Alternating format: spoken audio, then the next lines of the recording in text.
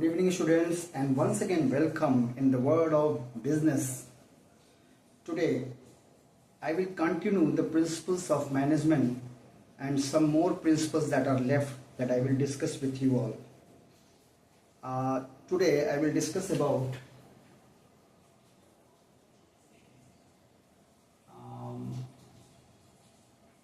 equity principle of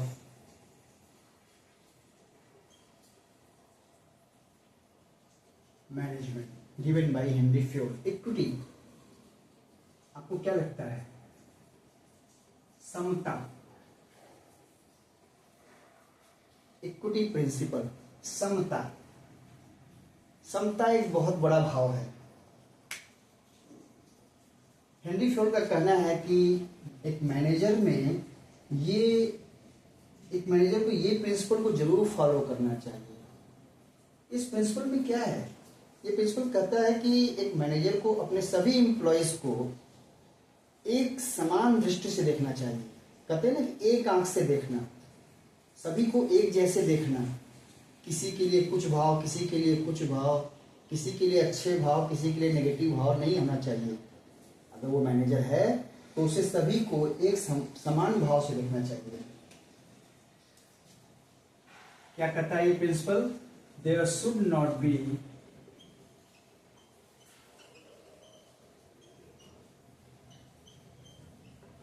any discrimination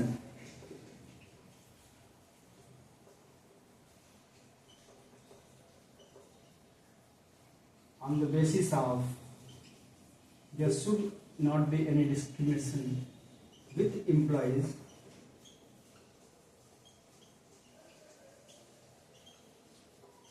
on the basis of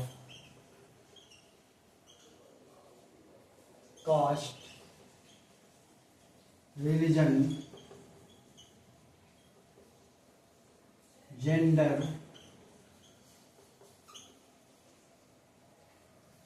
nationality, belief, etc. Employees के बीच में या employees के साथ कोई डिस्क्रिमिनेशन इन ग्राउंड्स पे नहीं होना चाहिए। न तो कास्ट के आधार पे, न रिलीजन के आधार पे, न जेंडर मेल फीमेल के आधार पे, न नेशनैलिटी। मल्टीनेशनल कॉर्पोरेशन में अनेक कंट्रीज के एम्प्लॉय काम करते हैं, तो ऐसा नहीं कि ये हिंदुस्तान का है या अफ्रीका का है तो इसके साथ कुछ अलग व्यवहार किया जाए, वो ऐसा नहीं होना चाहिए। और न तो बिलीफ के, बिलीफ मतलब विश्वास, इनका विश्वास तो ये है, इनके साथ ऐसा नहीं, हमें उससे मतलब नहीं है। हमारा एम्प्लॉय जो हमारे नॉर्म्स हैं उस नॉर्म पे उसको खरा उतरना पड़ेगा, उसे काम करना पड़ेगा, जो उसका वर्क है उसे अच्छे से परफॉर्म करना पड़ेगा। अगर वो करता है तो इन बातों से कोई मतलब नहीं होगा। So this is the principle. सब दृष्टि ने तृष्णा त्यागी, धन धन जननी तेरी रे। मुझे वो भजन याद आता है, समदृष्टि ने तृष्णा त्यागी। जिसके मन में तृष्णा नहीं है वो सबको समान दृष्टि से देखता है। और ऐसा ही हेनरी फ्योर्ड का कहना है कि एक मैनेजर को अपने सभी एम्प्लॉयज को समान दृष्टि से देखना चाहिए, कोई भेदभाव नहीं करना चाहिए, नो डिस्क्रिमिनेशन। अगर ऐसा होता है तो इसके फायदे क्या मिलेंगे? पहला, सेटिस्फाइड वर्क फोर्स। हमारा जो वर्क फोर्स होगा ना वो सेटिस्फाइड होगा, मोटिवेटेड होगा, कोई भेदभाव न होने से मैनेजमेंट में उसकी आस्था होगी, लॉयल्टी होगी, तो उसकी प्रोडक्टिविटी भी ज्यादा होगी। प्रोडक्टिविटी या इफिशियंसी भी कह सकते हैं, ज्यादा होगी, उसका मोरल हमेशा अप होगा। और अगर ऐसा नहीं होता है तो ऐसी स्थिति में dissatisfied workforce, demotivated workforce, loss of efficiency, lack of productivity, ये चीजें होंगी। अगला प्रिंसिपल है स्टेबिलिटी ऑफ टेन्योर।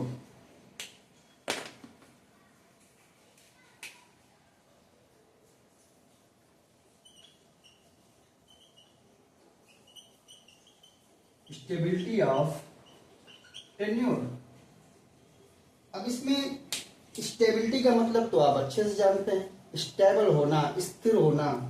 टेन्योर मतलब पीरियड, अवधि, एम्प्लॉय की जो वर्क पीरियड है, जॉब ड्यूरेशन है, यानी वो आपके यहाँ कितना दिन काम करता है, उसमें स्टेबिलिटी होनी चाहिए। ऐसा नहीं कि आज आए कल गए, 1 महीना काम किया चले गए, 2 महीना काम किया चले गए। बार बार एम्प्लॉयज नए आ रहे हैं, आप रिक्रूट कर रहे हैं, उन्हें आप कितना मेहनत करके तमाम सिलेक्शन टेस्ट वगैरह करके इंटरव्यू कंडक्ट करके उन्हें लाते हैं, फिर उन्हें ट्रेन करते हैं, उसके बाद वो कुछ दिन के बाद आपके बिहेवियर से परेशान होकर के वो सेटिस्फाइड नहीं है, वो आपको छोड़ के चले जाते हैं, फिर से आप नया लौट लाते हैं। तो अगर ऐसा होगा तो that will hamper the efficiency of the organization, productivity of the organization, growth of the organization will be affected badly if stability of tenure is not followed. क्या कहता है ये प्रिंसिपल कि employees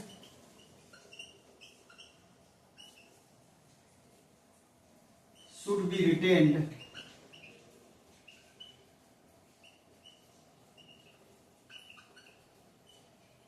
for a reasonable period of time.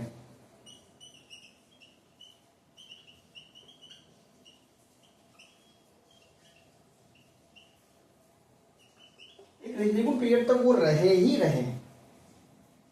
यहां पे एक बात और समझने की है, जरूरी नहीं कि एम्प्लॉय छोड़ के चला जाए, लेकिन हाँ आप एक जॉब से दूसरे जॉब पे उसे बहुत जल्दी जल्दी ट्रांसफर कर रहे हैं तो वो भी नहीं सही है।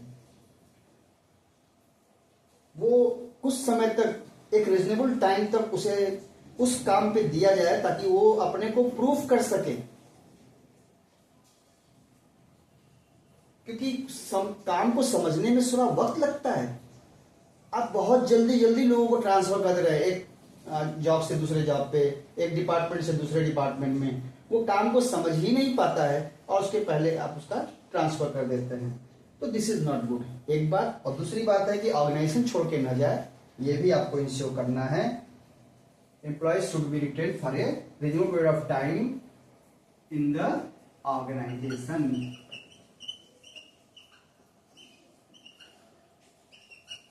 And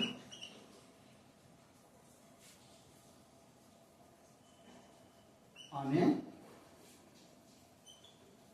particular job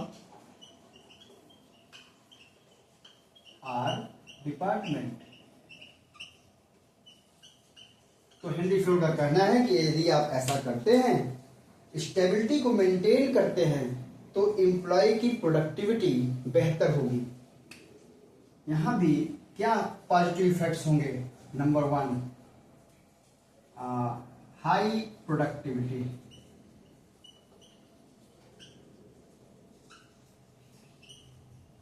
higher efficiency, efficiency ज्यादा होगी। इफिशियंसी का मतलब आपका खर्च कम आएगा, lesser expense on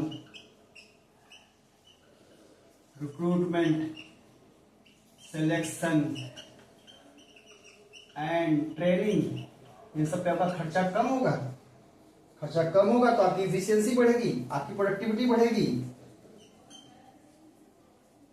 job security,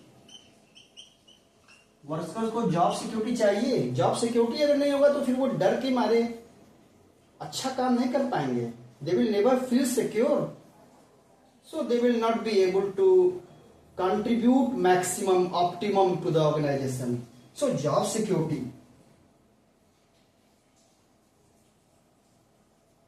motivated workers, ये सारी चीजें मिलेंगी अगर इस प्रिंसिपल को फॉलो किया जाता है।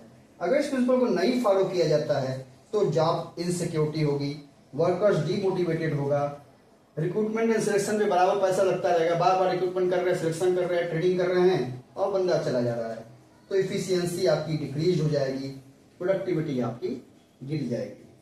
सो these are the two principles, equity as well as stability of tenure that I explain to you today, and I hope कि आपको ये बात समझ में आ गई होगी।